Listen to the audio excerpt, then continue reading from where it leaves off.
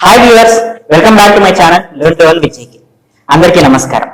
ఇప్పుడు మన ముందు ప్రముఖ ఆధ్యాత్మికవేత్త, ప్రముఖ హస్త సాముద్రికులు డాక్టర్ ప్రొఫెసర్ ముళ్ళపూడి సత్యనారాయణ గారు మన ముందు ఉన్నారు. ఈయన అంతర్జాతీయ దుర్గా చైతన్య ఇటువంటి గొప్ప సంఘానికి అధ్యక్షుడిగా ఉన్నారు. అలానే ఎన్నో పథకాలు, ఎన్నో బిరుదులు సాధించిన మన వికటకవి ముళ్ళపూడి సత్యనారాయణ గారు మన స్టూడియోకి ఇచ్చేయడం మనకి చాలా అదృష్టం.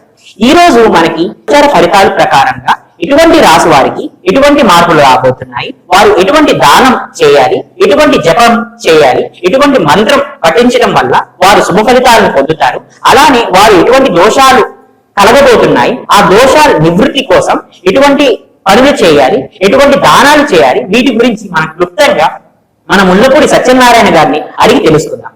నమస్కారం గురువు గారు. నమస్కారం నాయన. జగదేక వీరుడైనటువంటి అర్జునుడు వారి యొక్క పాదపద్మాలకు నేను ప్రణమిల్లుతున్నాను. అలాగే కృష్ణం వందే జగద్గురు, అందరికీ కూడా జగద్గురు అయినటువంటి ఆ శ్రీకృష్ణ స్వాముల వారి యొక్క పాదపద్మాలు మీరు వదలకండి, గ్యారంటీగా విజయం మీదే. ఇప్పుడు మనం తంత్ర జ్యోతిష పరంగా మనకి ఈ మార్చి నెల 2025 సంవత్సరంలో జరిగేటటువంటి మాస రాస ఫలితాలని తంత్ర జ్యోతిష పరంగా నేను చెప్తున్నాను మీకు ఈ యొక్క మిథున రాశి వారికి రవి బుధులిద్దరు కుంభరాశి సంచారం చేస్తున్నారు.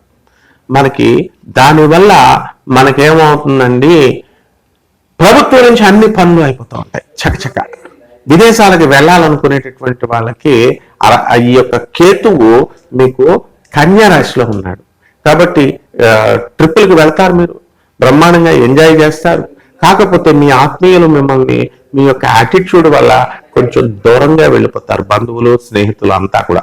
అంటే కొంత స్వార్థపరంగా ఈ యొక్క నెలలో మీరు అసలే స్వార్థంగా ఉంటారు. మీరు కొంతమంది మళ్ళీ అందరూ అనుకోకండి, అటువంటి వీళ్ళు కొంత యాటిట్యూడ్ మార్చుకోవాల్సినటువంటి అవసరం ఉంది. ప్రభుత్వ ఉద్యోగాలు రాస్తున్నటువంటి వాళ్ళు ఉన్నారు, వీళ్ళంతా కూడా సెలెక్ట్ అయిపోవడానికి అవకాశాలు ఉన్నాయి. అలాగే గురుబలం కొంచెం తగ్గింది.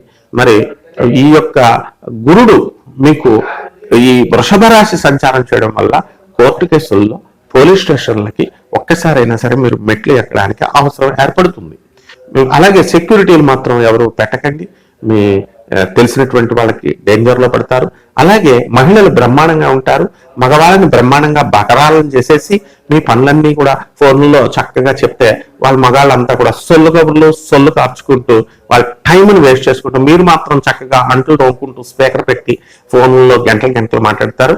అవతల వాడి ఉద్యోగానికి సస్పెండ్ అయిపోతాడు. వాడు సొల్లు కబుర్లు చెప్తూ విన్నందుకు వాడి పెళ్ళం కూడా వాడిని వదిలేస్తుంది. ఎందుకంటే ఎవరు రాని ఒక రోజైతే వింటారు. మీరు మినిమం ఒక అరగంట 40 నిమిషాలు మాట్లాడతారు, బాగుందండి.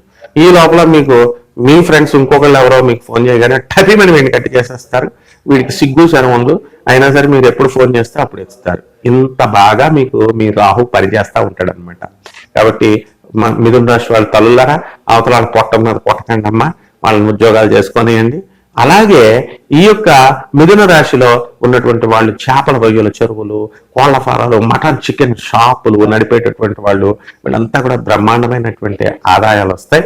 మనకి ఎంజాయ్ చేయాలండి, లైఫ్ని ఎంజాయ్ చేయాలండి.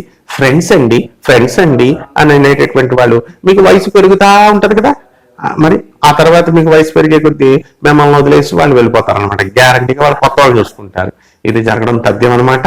కాబట్టి ఇప్పటి వరకు మీరు మోసం చేస్తున్నటువంటి వాళ్ళు అంతా కూడా ఇప్పుడు న్యూటన్స్ థర్డ్ లా ఉంటది కదా, ప్రతి చర్యకి ప్రతిచర్య ఉంటుంది. Every action there is an equal and opposite reaction.